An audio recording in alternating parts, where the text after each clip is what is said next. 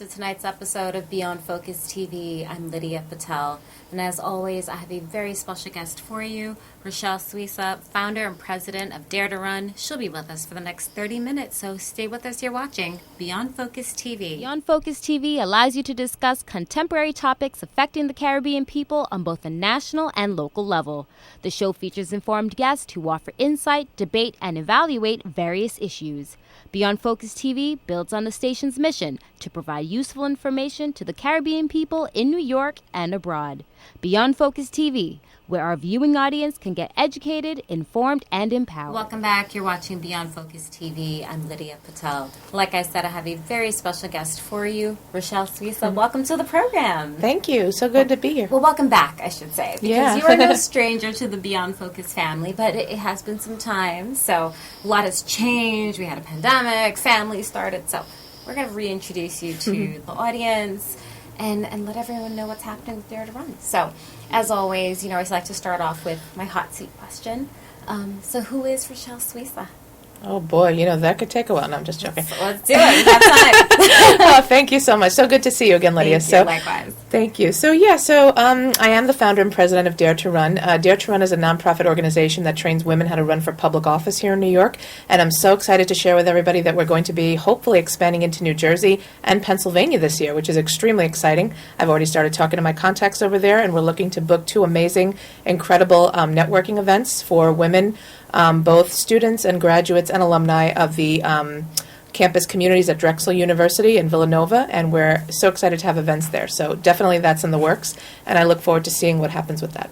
Awesome. So aside from the work stuff, let's talk about you. What have you done? What is your background leading up to you even starting Dare to Run? Yeah, so it's interesting. I mean, I have a long history of being a very strong advocate for women and women's rights. So my mom was a single mother. And unfortunately, she had to work 2 jobs when I was a kid because my father couldn't be relied upon to pay child support or do any of his father-oriented duties, unfortunately. So she was a very strong woman, and she always taught me to be a strong woman. She taught me to be independent financially, emotionally, mentally, physically, be able to do everything for myself. But she always supported me. So she was my fiercest advocate, my best friend, and my deepest ally. Unfortunately, she passed away right before my son was born. So she's not here with us anymore, but she really was my best friend. And she's the reason, a large part of the reason why I started Dare to Run, because we need to have more women in decision-making seats. We need to have more women present at every level of government, local, state, and national. And we also need more women in elected and appointed office. So for me, that's my life's work, that's my life's goal, and that's what I love to do.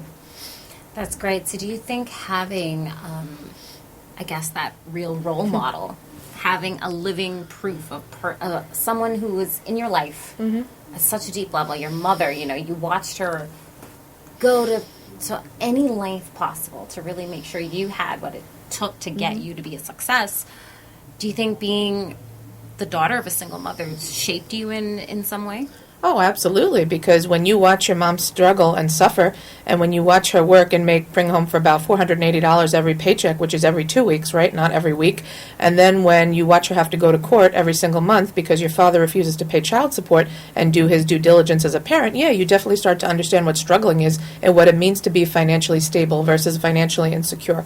So absolutely, and I never asked my mother for anything. I never asked her for brand name clothes because I knew she couldn't afford them. I never asked her for anything more than what she was able to provide for me. But every time I did well academically, she rewarded me. She bought me a book. Every time I got an A in school or I did really well in school, she bought me a book, which is why I know so much, because of all the reading, right? Some parents buy their kids cars and clothes and this and that. My mother always bought me books. She wanted me to be smart. She wanted me to be study and focus and do my best. And for that and for so many other things, I love her tremendously, and I'm so proud that she was my mother. Amazing. And it's great that you have that. You have that really strong foundation, and you understand the value that women bring. So what particularly inspired politics? That's a very specific niche. Sure. So how did that love for politics even start? Sure. So, family court is not the easiest place for anyone, especially a mother. We all know the mother always gets custody of the child, but when it comes to receiving the financial payments and the support that she's due, that's just not going to happen, right? It's a foregone conclusion. So, unfortunately, as you get older, you go to high school, you go to college, you start to learn that the only way that things are going to change is if we have more women in decision-making bodies, right, in government bodies, because that's where the change happens. That's where the policy changes happen, right? And for too long, we've had men, particularly white men, controlling a lot of the legislation and a lot of the jurisdictions and a lot of the decisions that are being made. And we need to get more black women, more Latino women, more women of color, more Asian women, more LGBTQ women. We need to get women from all backgrounds in public office because that's how change is affected, right? It's not going to happen if we continue to elect the same people with the same ideas and the same values. We need diversity and equity and importance. And it's such a hard topic because, especially like we saw what happened last year, even with, I feel like the country, and that's just a personal thing, we took some steps back. We took some steps back, just looking at even things being overturned, decisions being made about body parts that they don't even have. And I'm just like, that makes zero sense to me to take certain things. It's definitely not equitable. It's not fair. And then the ones who are really affected, we are, but nobody seems to care about that. So I think if we had more women in those positions, I think that would make a big difference. So let's talk about Dare to Run. You know, it's fantastic. It's been quite some time. Give everyone a little bit of a refresher. When did you start it? Sure. So I started Dare to Run right after I graduated with my second Master of Science in Nonprofit Management back in 2017. So I had written a business plan for Dare to Run. My original business plan was about 40 pages, and my professor said, Rachelle, my darling, I love you, but that's not a business plan. You know, that's more like a mini book. You got to bring it down to about 10 pages, which I did. I got it down to 13, so we had a little negotiating going on there. Yeah. So he accepted the 13 pages. He said that was okay. I got the A in the class. We were incorporated shortly after I graduated, and then we became a nonprofit in March of 2019, which was really the highest point, the highest moment in my life, next to myself getting married, of course, and having a child. But yeah, that was really so exciting. When I got the letter from the IRS that said we're officially a nonprofit, March 19th, 2019, I couldn't believe it. Like, it was just, I screamed so loud. I think I live in an apartment building, and I think they heard me on the 8th floor. So that was really interesting. But really, it's been great. That is great. Yeah. So being officially a nonprofit, that means 501c3, all the paperwork. I know you were excited and you felt that, but what did it really mean for you to take all those steps? Because I don't think everyone really knows the legwork it takes and the red tape. And it does take some navigating to get through. Sure. So when you decided in 2017, I want to do this, how long was the whole, did it take 2 years? It did. I mean, so my suggestion would be to anyone who wants to start a nonprofit or who's thinking about launching a nonprofit, definitely get an attorney, and preferably a pro bono attorney. Which is, pro bono means essentially that the person will help you for free. So you definitely want to recruit some kind of law firm, because if you don't know the paperwork, if you don't know the legal systems and structures that are in place in New York, you're going to have somebody helping you with that. And fortunately, at that time, which was before the pandemic, I was able to get a pro bono attorney who worked with us. They did our application, they did all of our paperwork, and they submitted it. And about 8 months after submission, I did get the letter in the mail from the IRS saying that we were a nonprofit. At that point, I believe we already had the website set up. So you definitely want to have some public-facing, outward-facing materials. You want to have a social media account. You want to already be acting like a nonprofit. So you want to be doing events. You want to have information and ideas that's being shared, content, materials, a good website. And again, if you're a political organization, you want to make sure you have no partisan information or no partisan anything that looks partisan, like it's pro-democratic or pro-republican or pro-independent. You don't want to have any of that on your websites or social media. So that's what we did. And when I got the paperwork, and I knew that I was doing it right because I got the thumbs up from several of my law professors back in college. So that was awesome. So once I actually got the notice, it was like I said, the best moment of my life. But definitely get a lawyer. That thought. Yeah. We'll take a quick break. Okay. We'll be right back. You're watching Beyond Focus TV. Stay with us. We'll be right back.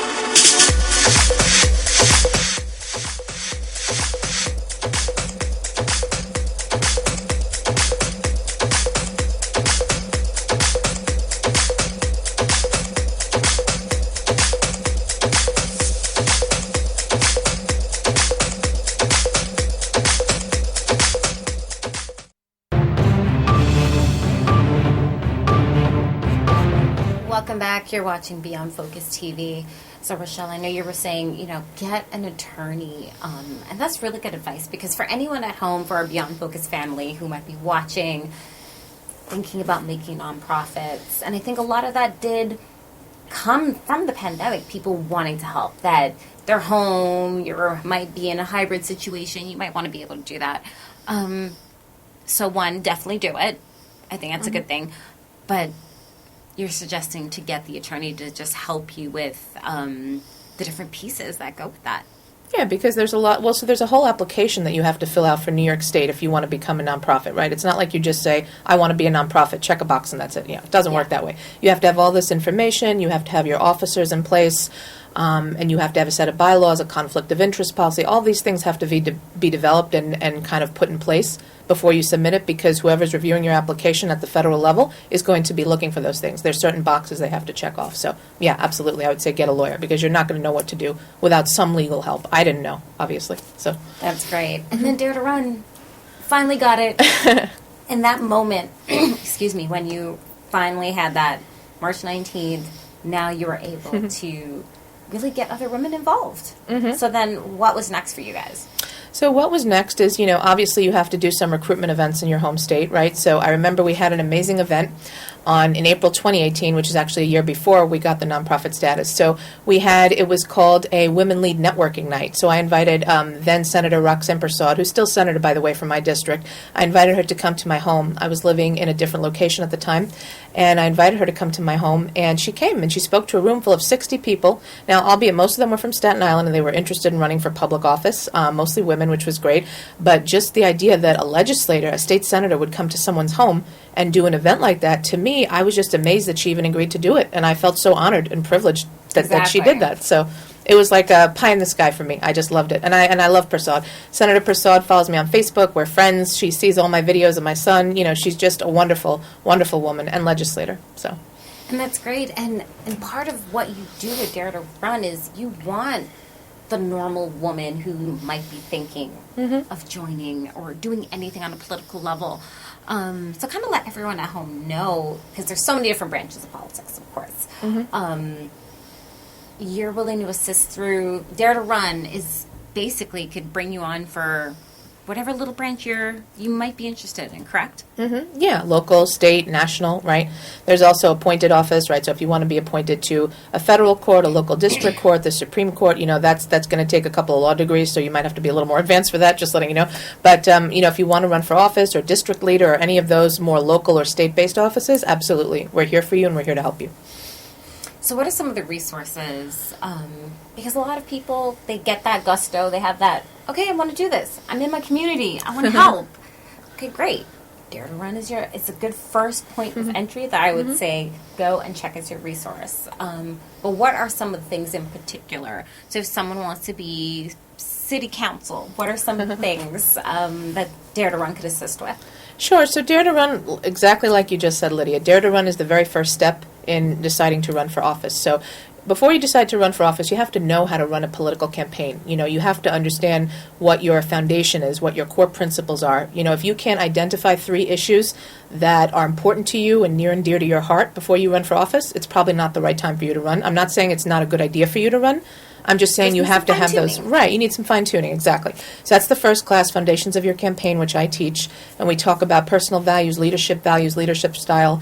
And then we have a little bit, as the courses go on, as the semester goes on, I call it a semester, we have things like traditional media and political campaigns. We have digital advertising and political campaigns. We have public speaking for women candidates. We have dress to lead. How should you look on the campaign trail? What's professional? What do you wear? What do you avoid? How do you do your hair, your makeup? Kind of all of these things, because women are always going to be subject to scrutiny, unfortunately, so you have to do the best you can to minimize that and to make yourself appear professional. And it's always harder for us to appear professional, at least on the political stage, right? And then you have things like planning and budgeting a political campaign, introduction to political PACs, fundraising, setting up your campaign budget, kind of all of these different things. So, and this is really all about how to run a good campaign. And of course, you should talk to other women, your friends, or other women who've run for political office, because they're the best insiders, right? They already know the deal. They've already been down the road, and they know what to expect, and they know what to tell you. But ours is a first step. It's very content heavy. It's very content rich, and we have some of the best, most qualified instructors across New York State. So definitely something you should check out, as you said, as your first step. Oh my God, I love that. Kind of let's give everyone a sneak peek, a crash course. I kind of like focusing on the dressing part, dressing, the hair, the makeup, because as you said, and just thinking back to 2020 with Hillary Clinton running, didn't even matter what she said. It was always focused on what she wore. Mm-hmm. They would always criticize that first versus you never see that with men. Right.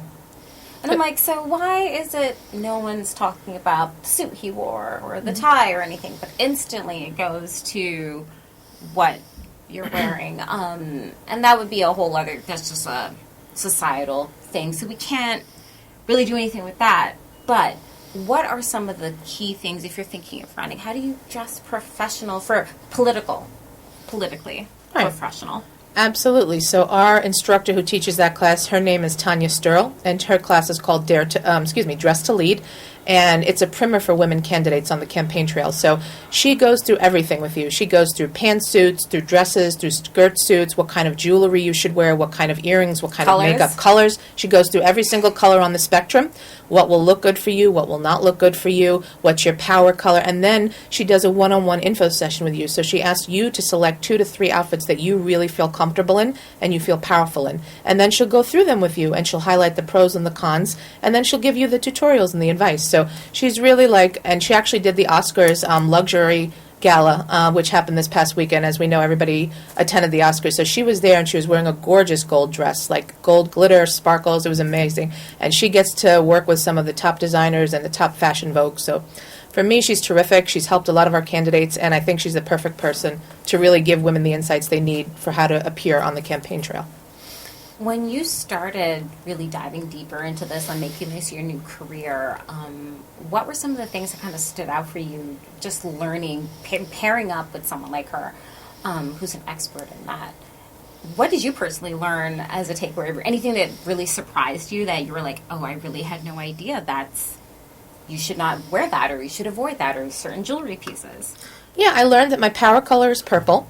Right? And on my initial interview, when I first did this several years ago, I remember I wore a very dark, sort of a burgundy purplish color top with black pants, which was really great. And so I learned a lot from her. I learned what to wear. I also learned what not to wear. I learned that yellow is not a good color for me because of my hair and my eyes and just kind of the way my whole presentation comes out. Yellow is not going to do anything. So there's certain things you learn, there's certain things you fine-tune, and I actually went through 3 different outfits with Tanya for this next interview, and she helped me select the one that was perfect. So really, she's a phenomenal resource. Nailed it. Looking phenomenal. Yeah. Well, that's great. We'll take a quick break. We'll be right back. You're watching Beyond Focus TV. Stay with us.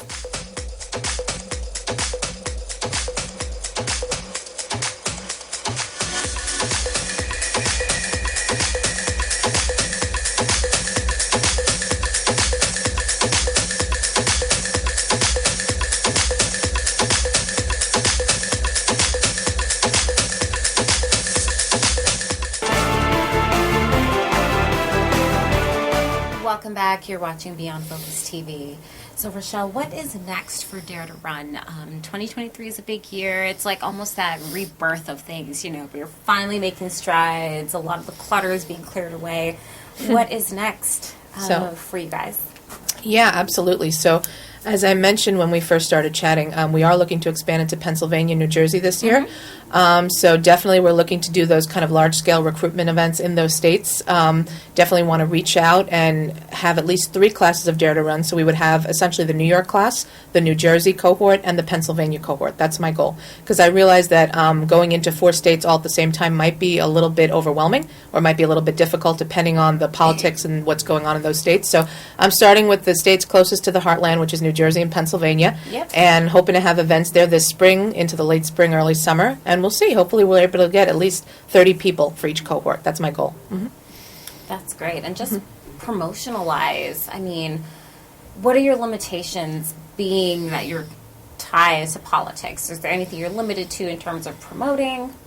Right, so we definitely can't promote any candidates, Democratic or Republican. We can highlight on our website, we do highlight and profile our alumni who are running for office. We don't make any mention of political parties because, again, that's not apropos in terms of what we're doing. But we do have the right to highlight our alumni and kind of profile them in terms of what they're accomplishing, what offices they're running for.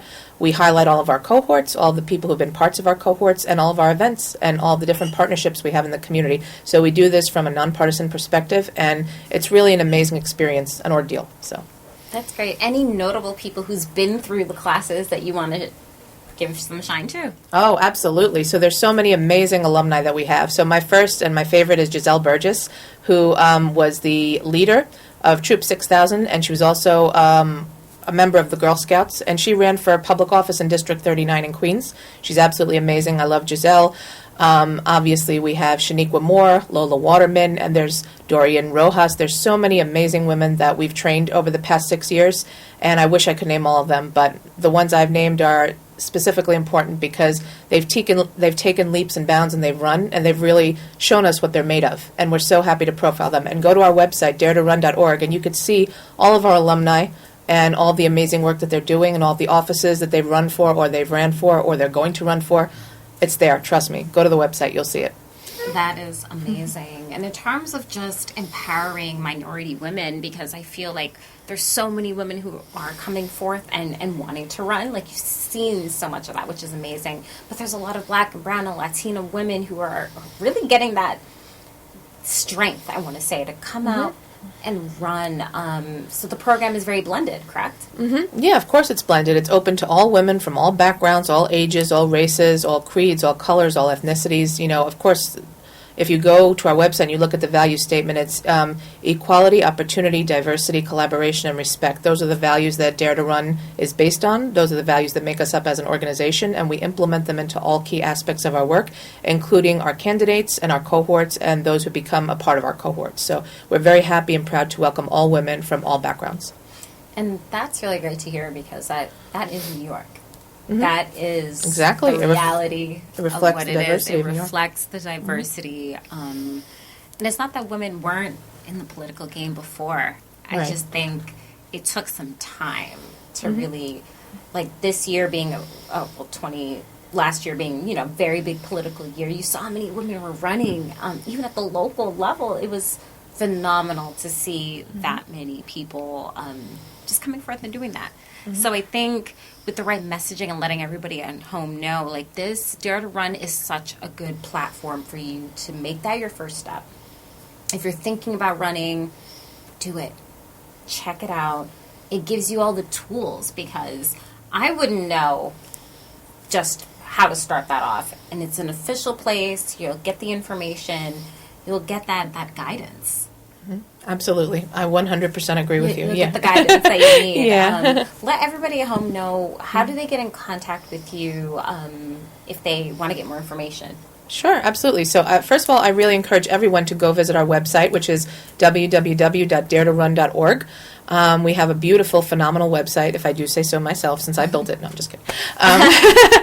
So visit us, check us out. I would really love you to take a look at our program page, which details the whole program itself, semester 1, semester 2, all the different courses and classes that we offer. Also take a look at our leadership cohorts. You can see which women have been involved in which cohorts. We also have 6 different pages of all the events we've done in the community over the last 6 years, which are really starting to accumulate. We have partnerships with over 60 organizations across 6 states, which is really amazing to be able to do in 6 years. And if you want to get in touch with me, please feel free to email me. My email is rsuissa@daretorun.org. So that's rsuissa@daretorun.org.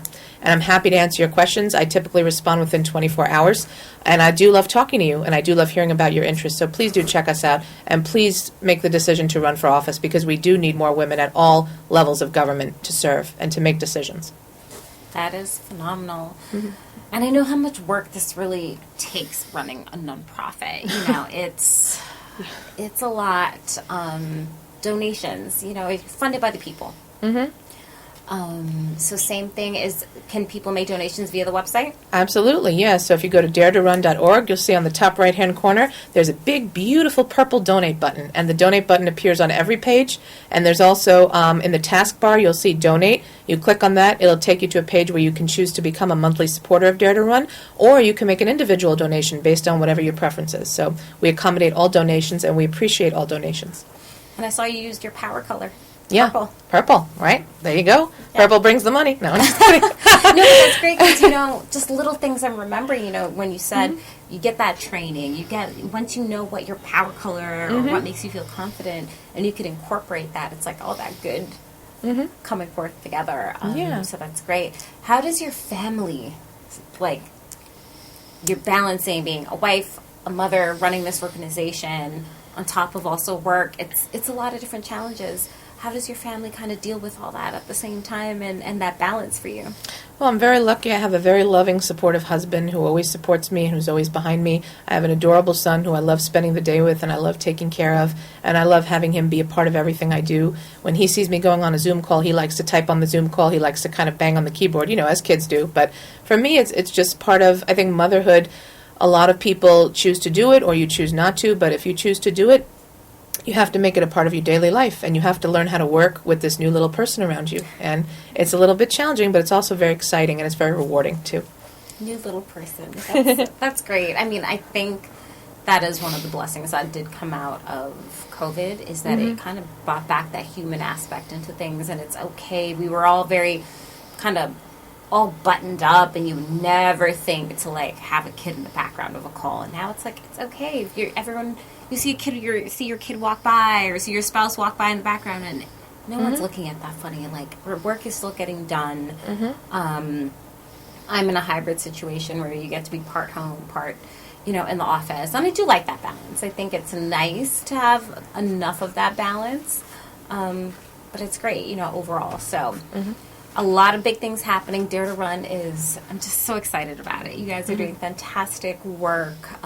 Any final words for the viewers? No, I would just say make sure you get out there and vote. Next year is the 2024 elections. You don't want to miss those, and I know you're not going to miss those. And make sure we get a woman at the top of the ballot, because it's what we need, and we've worked hard to get there. So, absolutely. Rachelle, thank you so much for joining us tonight. Thank you for having me. You're welcome. And as always, if you have any questions or comments, you can send us an email at info@beyondfocusmedia.com. I'm your host, Lydia Patel. Thank you so much for joining us. And we'll be back again next week. Same time, same place. You're watching Beyond Focus TV. Stay with us. Beyond Focus TV show wants and needs your feedback. Did we blunder? Please let us know so we can improve. Was the show helpful to you? Drop us a note so we can share the success with our staff members. Is there something you think we could do better? We welcome new ideas and new approaches to old ideas. Do you have a great suggestion? Let us know and we'll work on it. If you would like to share your comments anonymously, please send us an email at info@beyondfocusmedia.com. If you want to get in touch with the executive producer directly, send him an email at gene@beyondfocusmedia.com. We really look forward to hearing from you.